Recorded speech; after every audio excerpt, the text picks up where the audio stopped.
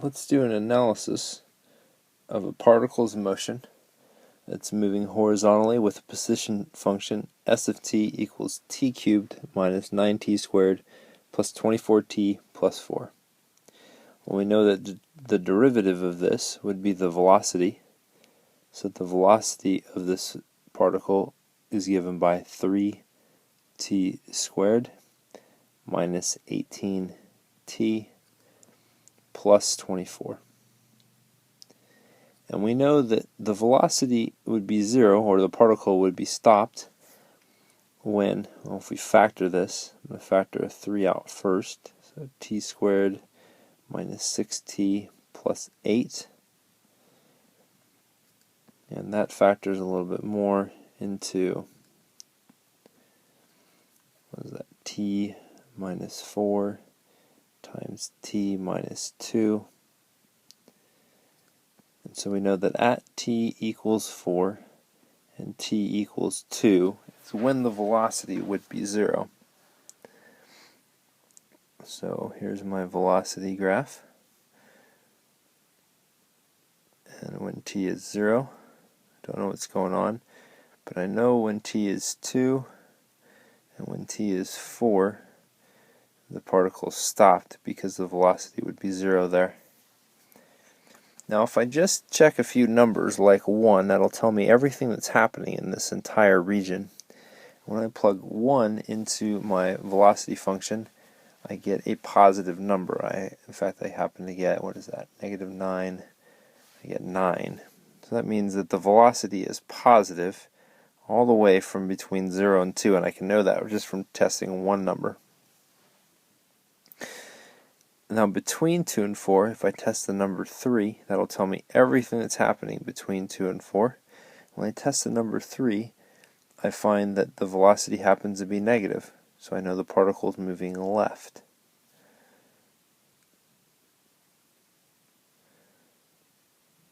And then after 4, if I use a number like 5, that'll tell me everything that's happening after 4. When I use 5, I get a positive number. In fact, I happen to get, what's that, 3 times, I get 9 again. So the particle is moving to the right. So between 0 and 2, the particle is moving right. Between 2 and 4, the particle is moving left. After 4, the particle is moving right. And at 2 and 4, the particle is moving. At 2 and 4, it's not moving at all. It's stopped. Now the acceleration function is the derivative of the velocity function. So in this case, this would be 6t minus 18. And the acceleration is 0 when t equals 3. So if I look at what's happening in terms of acceleration, I know that when it's 0, it's when everything's starting, and at 3, it's not accelerating at all. So if I want to know what's happening between 0 and 3, I can test any number I want. I'll use 1, and I know the acceleration is negative there. And after 3, if I can test any number like 4, and I'll find that the acceleration is positive there. And so there's a couple things to notice.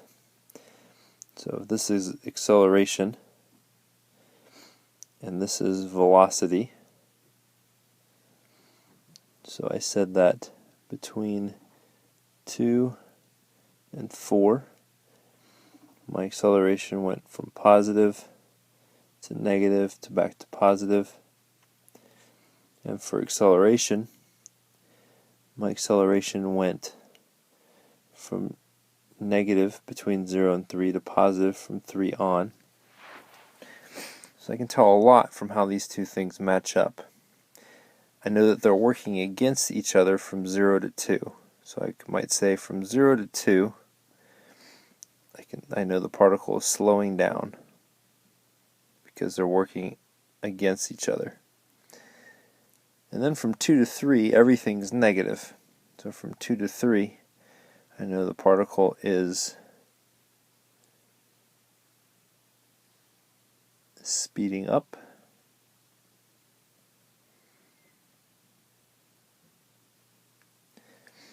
And then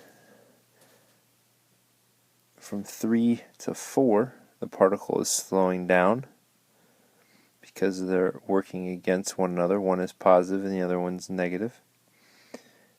And then after 4, they're both positive. So from 4 on, and so it's speeding up again.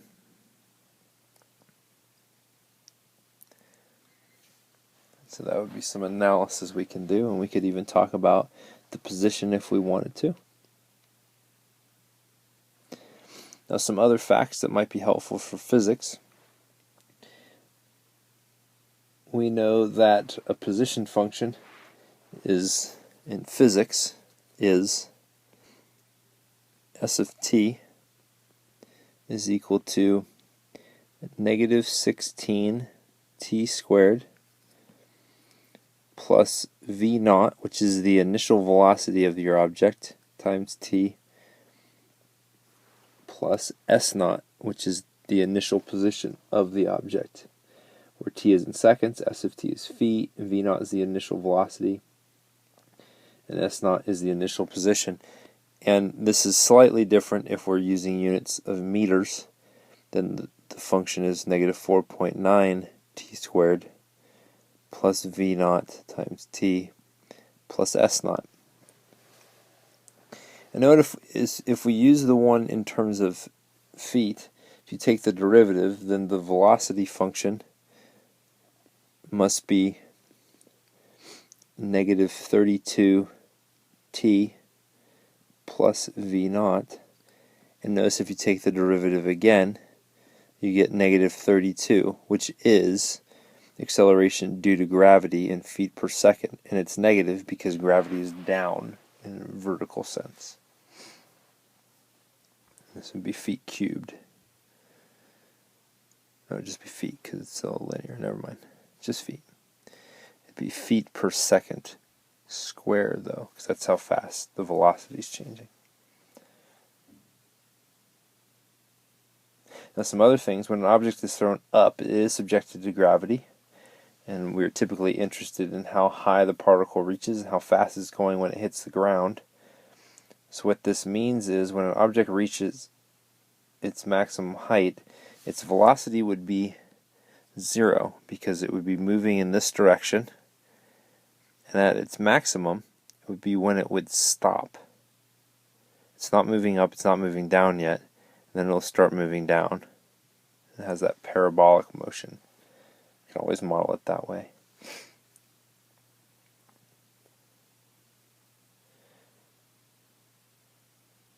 Right, so notice that to find the maximum height of an object, set the velocity equal to 0 and solve for t. And then you'll be able to find s of t. Notice that when it hits the ground,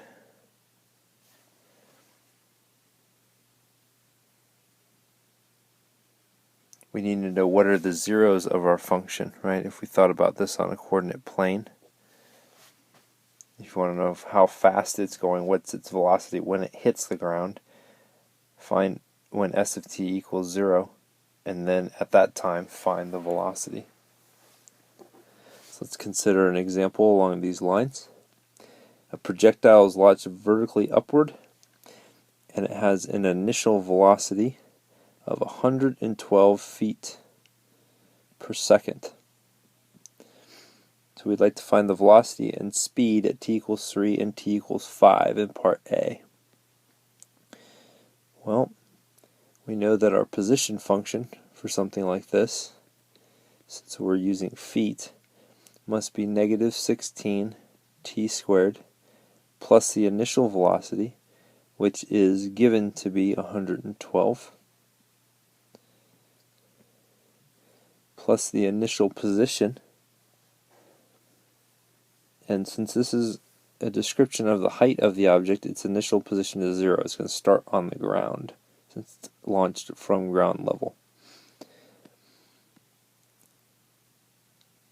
Well, the derivative of this, the velocity, would be negative 32t plus 112. So v of 3 would equal 16, and this would be feet per second. And v of 5 would equal negative 48 feet per second. So I know that at 3 seconds the particle is going up, and at 5 seconds the particle is going down. So somewhere in between there, it reaches its highest point. Now, how high will the projectile rise? So that's the question in part B. So to figure out how high it is, well, its maximum height occurs when the velocity equals 0. So we know for part B that negative 32t plus 112 equals 0 when t equals, I'm just going to subtract 112 and divide by negative 30. 3.5 seconds into flight is when it reaches its highest point. So what we want to know is what is s of 3.5, and just substitute is 196. So that means that the object goes 196 feet high with that kind of initial velocity. And finally, we want to find the speed of the projectile when it hits the ground. So let's go back to part A because we didn't answer that question. We found the velocity. The speed at 3 is 16 feet per second. Because speed is always positive, it's the absolute value. The speed at 5 is 48 feet per second because speed is positive, right? It's the absolute value of the velocity. So let's go back and answer now question C. Find the speed of the projectile when it hits the ground. Well, when does it hit the ground? So we want to know when is negative 16t squared plus 112t equal to 0. And this is something you can use your calculator for on the AP exam. You should be able to do it by hand. Right, if we were to factor this a little bit to do it by hand, we factor out negative 16t, we'll be left with t minus 7 equals 0. We already know it's on the ground at t equals 0, and it hits the ground again at t equals 7. So if we want to know how fast it's going when it hits the ground, we need to find v of 7, and v of 7 must be negative 112 feet per second.